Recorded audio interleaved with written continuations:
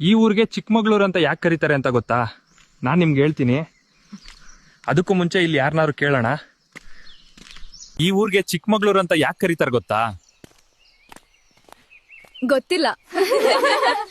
ಅವ್ರಿಗೆಲ್ಲ ಗೊತ್ತಿಲ್ಲ, ಬಿಕಾಸ್ ಅವರೆಲ್ಲ ಲಾಕ್ಡೌನ್ ಕಿಡ್ಸು. ನಮ್ ವ್ಯೂವರ್ಸ್ಗೆಲ್ಲ ಗೊತ್ತಿರುತ್ತೆ, ಆದ್ರೂ ಗೊತ್ತಿಲ್ಲದೆ ಇರೋರ್ಗೋಸ್ಕರ ಹೇಳ್ತೀನಿ, ಕೇಳಿ. ಆಗಿನ ಕಾಲದಲ್ಲಿ ಸಕರಾಯಪಟ್ಟಣ ಅನ್ನೋ ಊರಲ್ಲಿ ರುಕ್ಮಾಂಗದ ಅನ್ನೋ ಮುಖ್ಯಸ್ಥ ಇರ್ತಾರೆ. ಅವ್ರಿಗೆ ಇಬ್ರು ಹೆಣ್ಮಕ್ಳು. ಅವ್ರಿಬ್ರನ್ನ ಮದ್ವೆ ಮಾಡ್ಕೊಟ್ಟಾಗ ಡೌರಿ ಅಂದ್ರೆ ವರದಕ್ಷಿಣೆಗೆ ಅಂತ ಕೊಟ್ಟ ಊರಿದು. ದೊಡ್ಡ ಮಗಳಿಗೆ ಕೊಟ್ಟ ಊರನ್ನ ಹಿರೇಮಗಳೂರು, ಹಾಗೆ ಚಿಕ್ಕ ಮಗಳಿಗೆ ಕೊಟ್ಟ ಊರನ್ನ ಚಿಕ್ಕಮಗಳೂರು ಅಂದ್ರು. ನೋಡಿ, ಆಗಿನ ಕಾಲದಲ್ಲಿ ಹೆಣ್ಣು ಕೊಟ್ಟು ಒಂದೊಂದು ಊರನ್ನೇ ಕೊಡ್ತಿದ್ರು.